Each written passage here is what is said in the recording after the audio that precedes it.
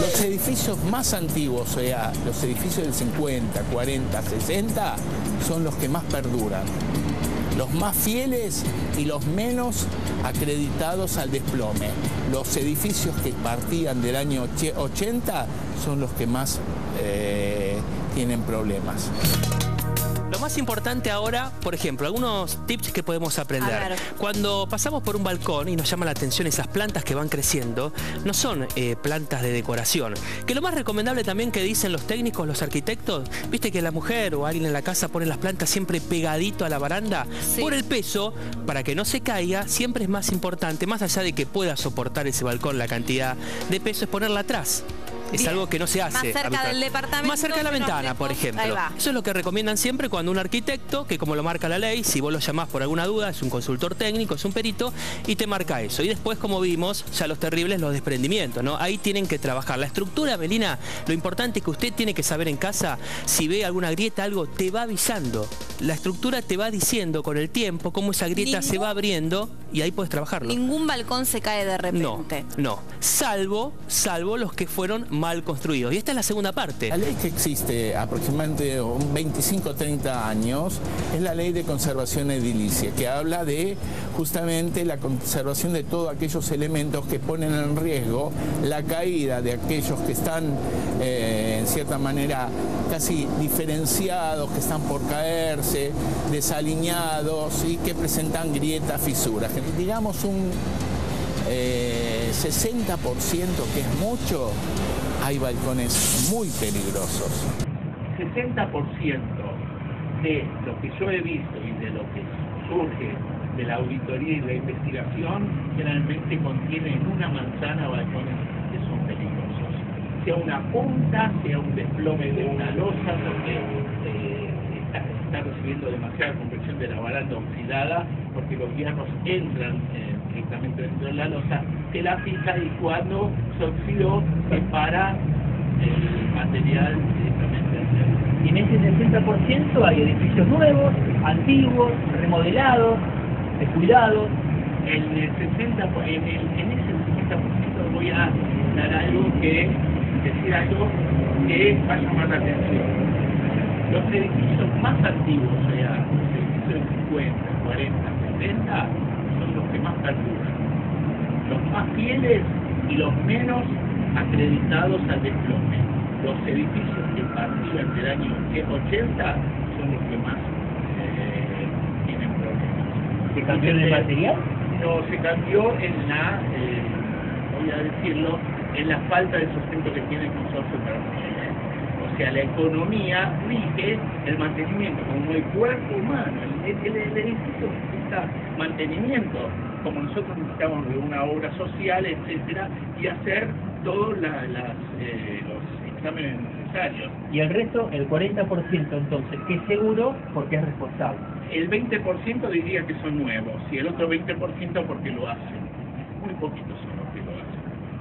Muy poquitos son los que lo hacen, y por eso tenemos de vez en cada tanto estas características de desintegración de material. Perfecto, Pedro. Muchas gracias. Ahí le voy a pedir bien la materia.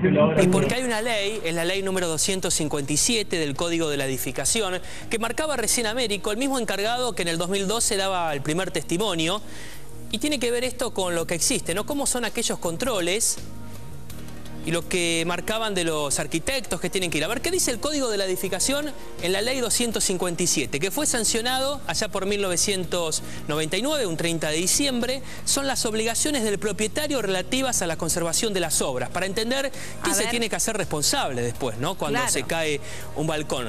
El certificado de conservación. Esto es lo que decía Américo, el encargado, ese informe que vos bien le preguntabas, es obligación del propietario.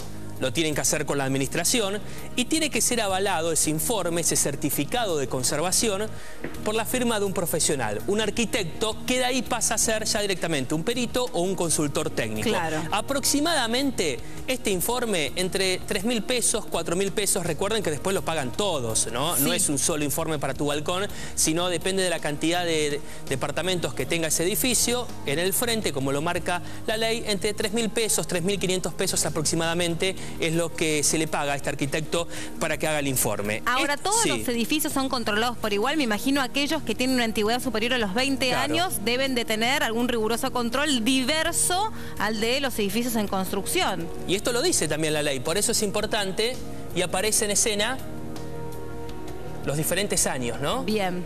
Y cuándo hay que hacer esos controles. Un certificado que es obligatorio, una ley que ya fue publicada y reglamentada ya por el año 1999. Y aquí están la antigüedad. De un lado, esta columna que ven del edificio, al lado las inspecciones. Desde 10 años, siempre hablando del edificio, a 21 años, tiene que tener ese certificado firmado por un especialista cada 10 años. Sí. O sea, más de 10 años hasta 21 cada 10 años. Esos edificios que ya son más antiguos, de más de 21 a 34 años, se empieza a bajar el certificado cada 8 años. Vamos a hacer una aclaración después. Sí. Ya más de 34 a 50 años, como el que pasamos, Melina, ese edificio de los balcones que se desprendieron en Valvanera, en la calle Salta, cada 6 años deben presentar el certificado obligatorio. Más de 50 a 71 años, cada 4 años, y ya más de 72 años tienen que hacer el certificado cada 2 años. ¿Y se cumple esto? Bueno, lo que dicen según los especialistas que se trata de cumplir, que hay varios controles.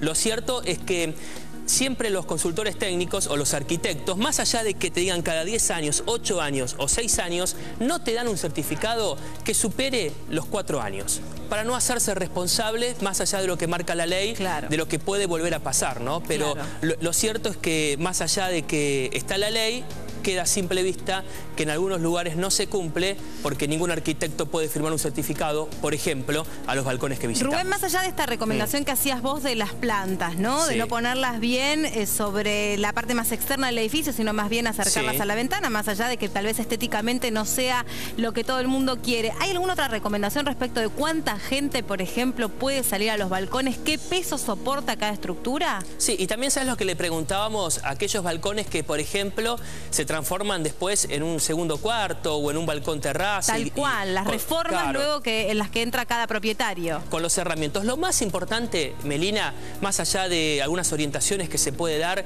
y la obligación que se tiene, es que uno le consulte a un arquitecto. Cuando le preguntás a un arquitecto para algún caso específico, yo lo tengo que ver ese lugar. Si ese lugar me viene avisando, si ese balcón, por ejemplo, a la línea de la ventana, supongamos que esta es la ventana, ¿no?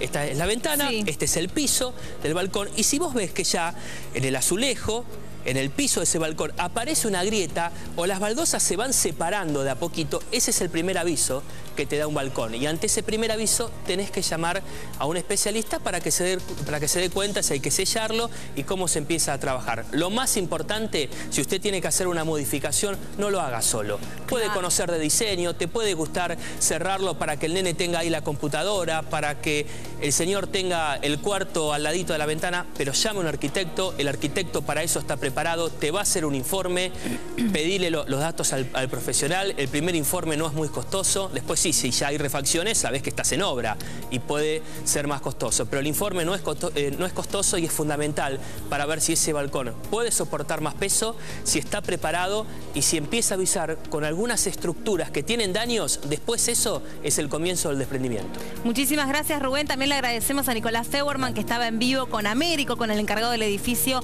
a donde alguna vez allí se desplomó un balcón. Les agradezco a todos y vos en casa podés participar, podés seguir opinando o haciendo tus preguntas. Rubén se queda un rato más, estamos en vivo hasta las 6. El hashtag es balcones peligrosos.